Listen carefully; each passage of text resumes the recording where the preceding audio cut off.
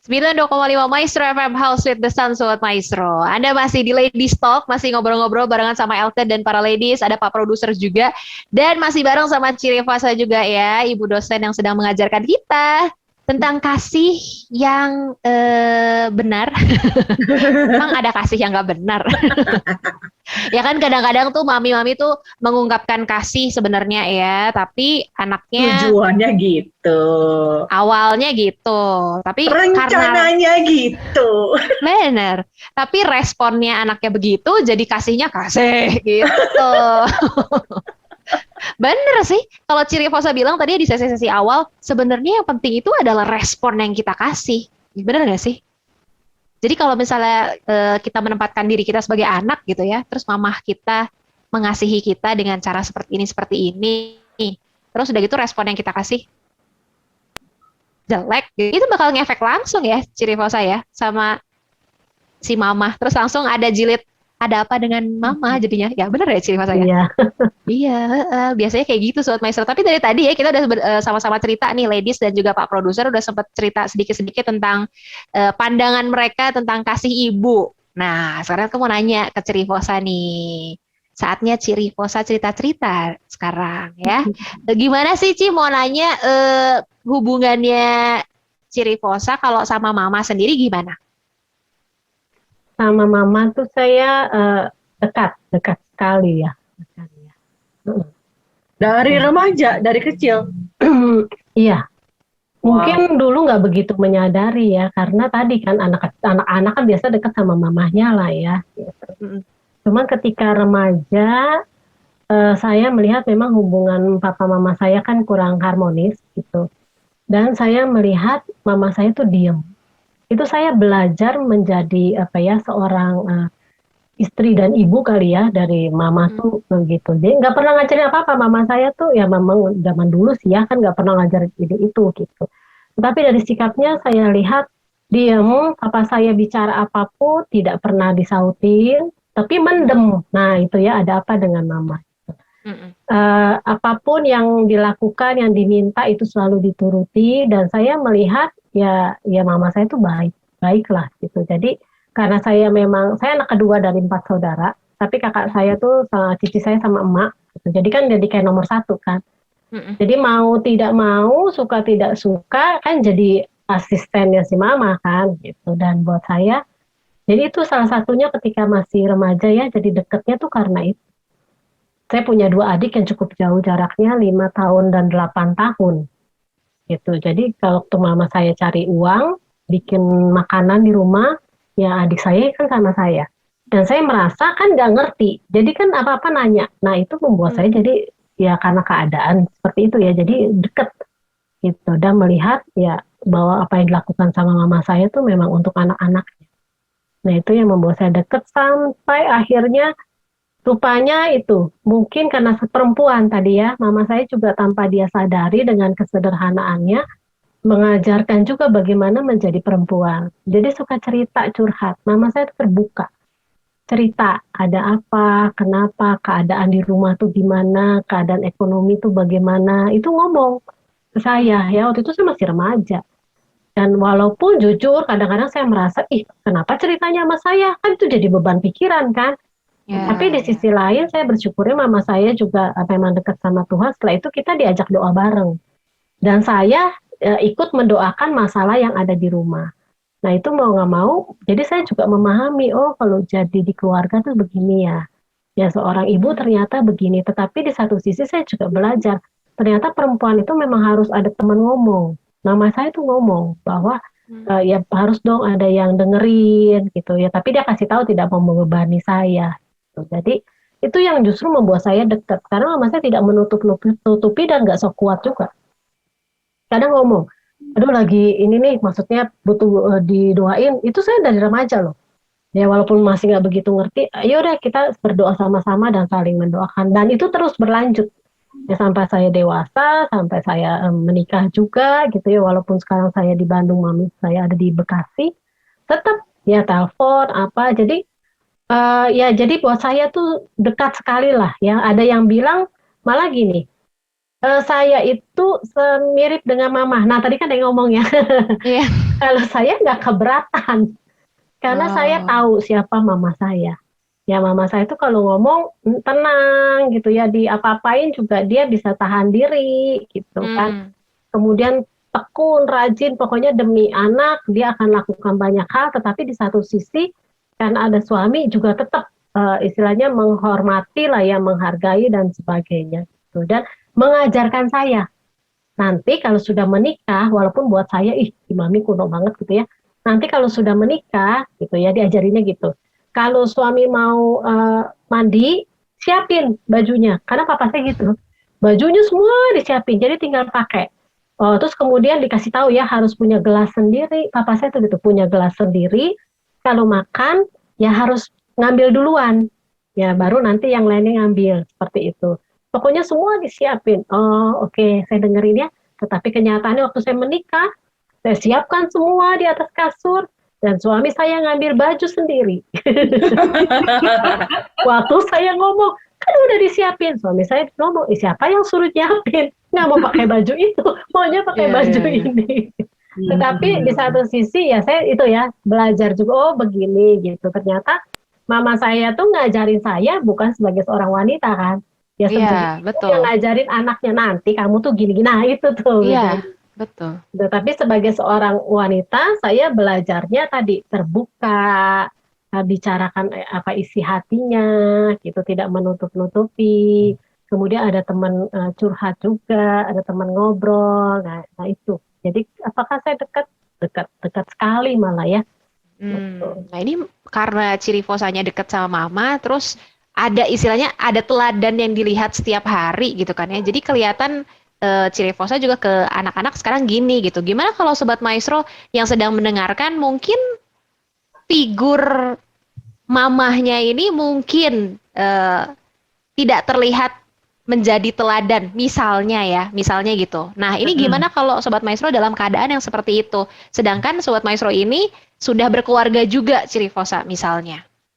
Apa yang harus dia lakukan? Dan teladannya kan udah lewat banget gitu kan. Nggak mungkin dia balik, bentar ya aku cari teladan dulu ke rumah mamah lagi gitu kan, nggak mungkin. Benar. Harus gimana tuh, Ci? Nah itu berarti bukan ada apa dengan mamaku, tetapi Habis? ada apa dengan aku. Akhirnya. Oh, ganti judul. Ya, ya, Iya ya, ya. ganti judul karena saya juga walaupun seperti itu kan tidak semua yang mama saya lakukan bisa saya lakukan, Ya, ya. gitu kan. Mama saya itu kan sama saya terbuka, tetapi ternyata sama papa saya tuh lebih memendam, ya tidak dikomunikasikan apa yang ada di hatinya. Saya itu tahu mama saya kesel kalau dindingnya itu disikat. Masa dinding disikat? Saya tahu tuh, wah mama saya memendam rasa amarah luar biasa gitu. Dan itu kan nggak mungkin saya teladani gitu ya. Lalu kemudian lebih ke menyakiti diri lah ya, karena tidak bisa mengekspresikan atau mengkomunikasikan ke suami. Nah itu kan nggak bisa. Jadi ketika di remaja seperti itu, ya buat saya sebagai seorang anak, orang tua tidak harmonis kan mengganggu sekali. Jadi tetap gitu. Akhirnya ketika saya makin dewasa, ya saya juga bertanya, ada apa dengan aku? Nah itu yang akhirnya saya belajar juga dari firman Tuhan. Ya sebagai seorang wanita bagaimana bersikap, sebagai seorang istri juga, hai istri tunduklah kepada suami. Kan pertanyaannya kalau suaminya baik. Saya juga mungkin kalau di pihak mama saya, ya kan papa saya menurut saya waktu itu tidak baik ya, karena tidak bekerja dan sebagainya. Artinya kan tidak semua bisa diteladani juga. Jadi kembali pertanyaannya bukan ada apa dengan mamaku, ada apa dengan aku. Nah disitulah jadi kan nggak ada kata terlambat kan, asal kita mau bertanya seperti itu. Ada apa dengan aku? Kalau memang ada sesuatu, ayo kita sadari itu, kemudian kita mau belajar dari firman Tuhan. Karena firman Tuhan itu kan di 2 Timotius 3 ayat 16, segala tulisan yang diilhamkan Allah itu memang bermanfaat. Untuk apa? Untuk mengajar kita, untuk menyatakan kesalahan kita, kemudian mendidik kita, untuk mengubah kelakuan kita. Nah itu. Jadi ada apa dengan aku? Kemudian baca firman Tuhan, merenungkan, melakukannya, punya komunitas yang baik. Nah itu akan muncul teladan-teladan yang baru tuh. Seperti itu. Jadi jangan putus asa. Saya pun punya, ya betul gitu. Walaupun tidak ada teladan ya, Karena Ya, betul. tidak ada manusia yang sempurna. Mama kita nggak sempurna. Apalagi beda zaman. Wah, ya pasti akan menimbulkan tadi. Si mama dulu ngajarinnya begini, ternyata begini kan. Kecewa. Dan kita terapkan kepada anak generasi sekarang. Mereka tambah kecewa lagi. Yes. Betul. Ci Rifasa, ini kan dulu waktu aku mau nikah kan ada bimbingan pernikahan nih. Sempat dibilang juga kalau memang kamu belum nemuin cara parenting yang benar, ya ini soal mama tadi ya. Katanya kamu bisa melakukan semacam reparenting gitu. Itu nggak apa-apa nggak sih? Atau memang sebaiknya cari aja komunitas untuk supaya bisa bareng-bareng, maksudnya komunitas yang apa ya? Seusia kali ya, mungkin atau gimana sih, lebih baik kayak gimana untuk menemukan si teladan itu? Apakah kita harus cari reparenting dalam artian oh ini kayak mamanya si ini bisa jadi teladan buat aku nih gitu, atau lebih mending ke udah aja cari teman yang ini gimana ya cara begini, cara ya maksudnya lebih ke discuss kayak gitu. Ya, kalau memang kita kalau Anda udah dewasa ya, mau mencari figur atau teladan, gimana caranya? Ya, yang pasti itu menemukan komunitas. Kalau memang tidak ada di lingkungan dekat kita tapi buat saya gini loh, setidak baiknya orang tua kita pasti ada baiknya, gitu. Jadi dan sebaik-baiknya orang tua kita pasti ada juga yang ada tidak baiknya juga, gitu. Nah ini artinya kita bicara soal respon kita sebagai seorang anak. Sebatas mana kita bisa melihat, menghargai, menghormati, meneladani orang tua kita yang nggak sempurna itu. Karena kan masing-masing punya ya, jadi orang tua, ibu lah ya, karena kita bicara mama juga punya hati seorang mama, hati seorang ibu yang diberikan kepada anaknya. Lalu sebagai anak juga sama, kita harus memiliki hati seorang anak untuk melihat orang tua kita. Jadi buat saya itu orang tua sebrengsek-brengseknya pasti ada teladannya. Minimal itu ketika dia mau melahirkan seorang ibu ya, kemudian mau memberi makan, ayah mau mencari nafkah, ya lepas dari mungkin caranya bagaimana, tetapi yang kita teladani kan bukan cara yang salahnya, tetapi niatnya itu loh. Mau membesarkan, kasar mungkin ya, mama juga cerewet luar biasa. Tapi kan tetap makan dimasakin. Ya walaupun sakit tetap bangun. Buat saya ya, sebagai seorang mama yang saya lihat bukan hanya dari mama saya aja gitu ya, dari yang lain juga kebanyakan kalau sakit itu mama itu pasti berusaha untuk bangun. Minimal itu anaknya kalau mau sekolah ya bisa dulu. Makanya saya juga kalau sakit pun doa saya gini sama Tuhan. Tuhan saya sakit nih, tapi paling tidak kasih kekuatan saya bangun pagi-pagi dulu. Udah beres semua, baru saya tidur lagi dan bolehlah sakit lagi. Tapi udah beres. Sakitnya di pause. Benar. Karena hatinya itu beda gitu. Jadi kalau ada orang-orang saat ini yang bingung mencari figur, boleh nggak? Boleh silakan. Tetapi bukan berarti kita menganulir, meniadakan orang tua. Betul. Tidak. Tetapi boleh silakan cari ibu rohani kah, ya gitu ya, cari kakak rohani, komunitas yang sama supaya bisa belajar. Karena parenting itu kan tadi ya, belajar untuk tahu mengasuh anak itu dinamis. Karena yang kita asuh itu kan manusia, bukannya benda. Kalau benda kan ada polanya, begitu. Kalau manusia nggak bisa. Dinamis, jadi nggak pernah ada yang bisa belajar sempurna untuk soal parenting ini. Gitu. Betul. Komunitas oke, tapi jangan menghilangkan yang orang tua. Oke, Sobat Maestro ya. Jadi kalau dilihat lagi gitu ya, ini berat nih jadinya nih. Ini respon kita tuh benar-benar jadi ini ya, jadi apa ya, ujung tombak bisa dibilang yang menentukan gitu kan ya, Sobat Maestro ya. Nah ini jadi joysticknya tuh respon kita, men. Nah itu justru yang udah lalu-lalu gimana nih, udah kejadian gimana nih, responnya kurang bagus misalnya. Wah luar biasa sih Sobat Maestro ya. Tapi respon yang jelek itu bakalan berpengaruh banyak nggak sih Ci Rifosa? Misalnya kita sudah merespon jelek nih, ada pengaruh yang besar nggak sih sama nanti next cara kita untuk mendidik anak-anak kita gitu istilahnya? Dan kalau misalnya ada pengaruh harus gimana sih? Kalau memang respon kita sebagai anak negatif, apakah ada pengaruh? Pasti ada. Tetapi apakah itu akan bisa pengaruhnya buruk? Ya tergantung tadi dengan kitanya, ada apa dengan akunya itu. Gitu. Kalau memang kita tahu itu buruk, ya berubahlah. Jadi ke depannya bagaimana? Ya pasti akan berubah juga. Tapi kan sekarang terlanjur nih udah punya anak gitu ya. Dulu responnya negatif, sekarang punya anak udah keburu negatif. Itu gimana? Anak-anaknya biasanya kan gitu nih. Betul. Anak-anaknya udah keburu gede nih. Gimana caranya? Ya nggak apa-apa, dirubah aja sekarang. Jangan yang dulu-dulu gitu. Yang udah lalu ya udah lalu. Yang penting sekarang kalau udah tahu bahwa kita ada apa-apanya, kita dululah yang berubah.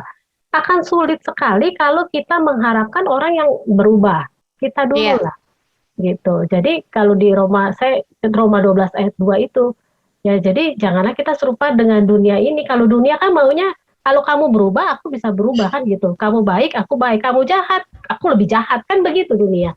Makanya jangan serupa dengan dunia ini, tetapi berubahlah dalam pembaruan budimu.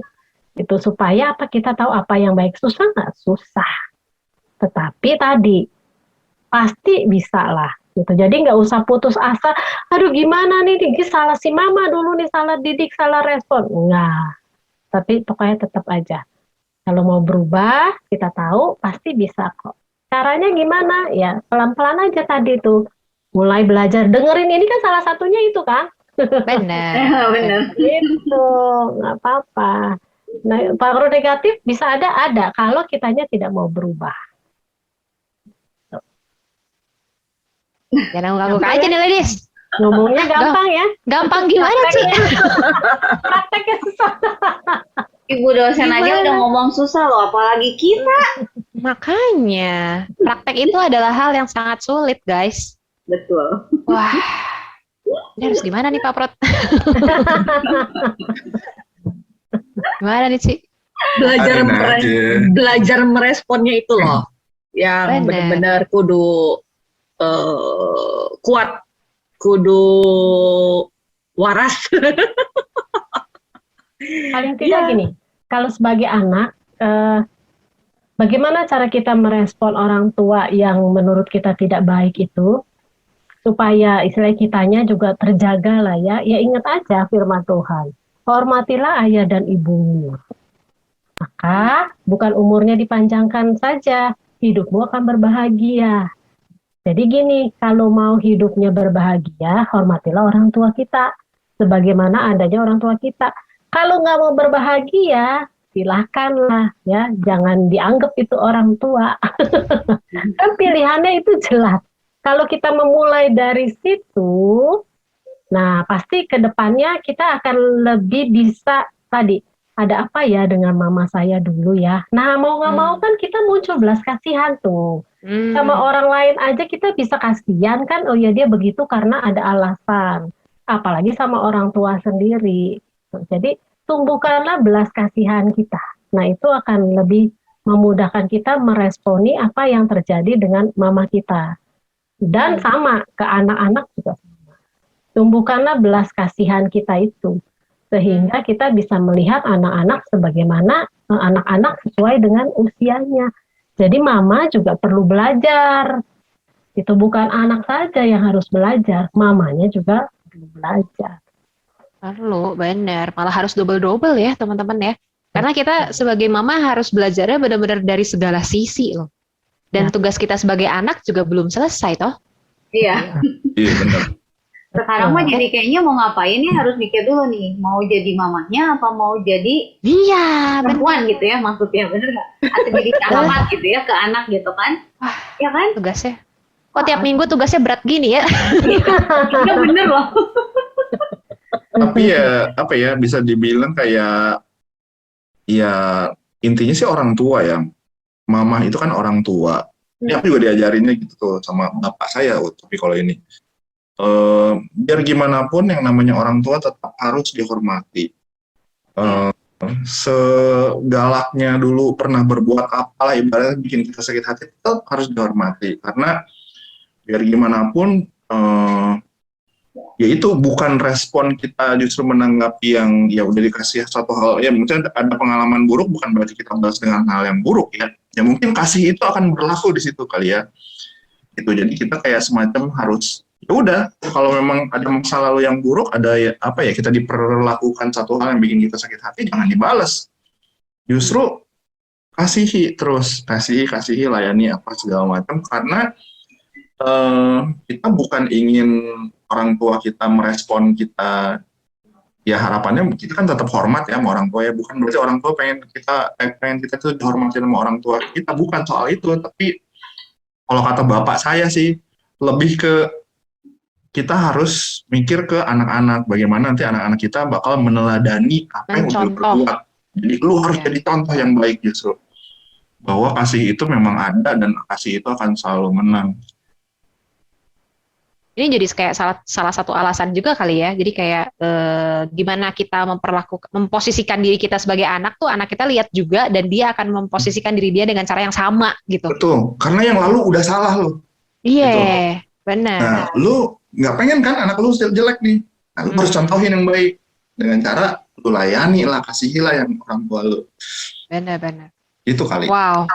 Tapi gue pengen kayak barusan mendadak kepengen ngomong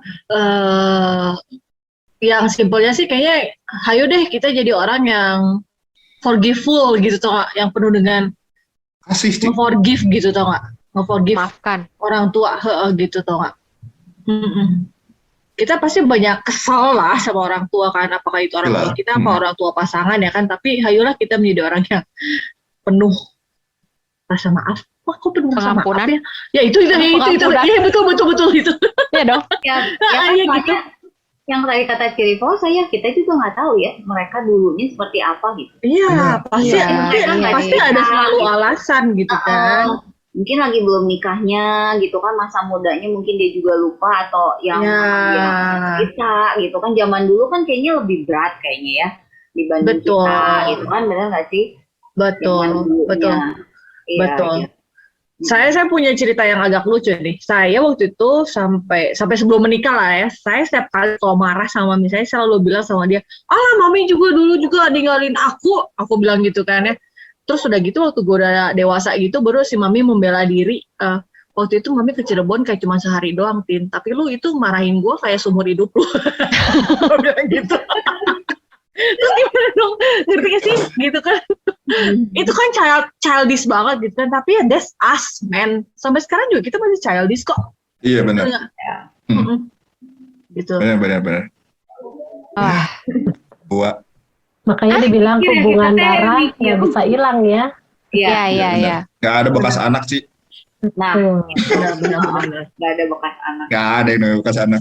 Bekas suami, bekas istri masih ada mungkin ya. Tapi bekas anak kayaknya nggak ada deh. Tetapi mama harus mengajarkan, tidak ada bekas anak, tidak ada juga bekas suami atau istri. Itu. Jangan sampai ya. Jangan Tadi sampai. Cirefasa bilangnya, mama harus mengajarkan. Mama lagi. Ya kan? Kan itu menjadi ibu dan bagaimana menjadi wanita. Menjadi wanita kan nanti kaitannya dengan pasangannya dia. Iya. Gitu. Kenapa Ya mama ampun. melulu sih yang harus ngajarin ya? Papa juga belajar ada dong. lah. Gitu. Aku juga dapat dari papa loh, itu ada beberapa pasti. Saling Input ya, ngelengkapin sih. ada yang input ya. Tapi apa karena koko laki-laki gitu, jadi biasanya kan anak cowok dapat juga dari bapaknya gitu kan. Kalau anak cewek kayaknya, kalau sama bapak kayak, papa mau ngasih tahu sesuatu ya, kayaknya bakalan, mau ngasih tahu apa gitu kan? Iya nggak sih? Kalau anak Tapi cewek. ada sih, gue dulu gitu. Ada Tapi juga gue sih. lupa sih bapak gue ngomong apa sama gue. Tapi Ya papi kan? juga ngasih masukan sih, maksudnya walaupun Kasih. memang gue lebih dekat sama mami karena tadi kayak Ciripo sama saya kan, karena tiap hari ketemu, pulang sekolah makan ditemenin mami, ya ceritanya sama mami gitu kan. Tapi pulangnya udah malam apa gimana. Tapi tetap kok dia pasti ada gitu.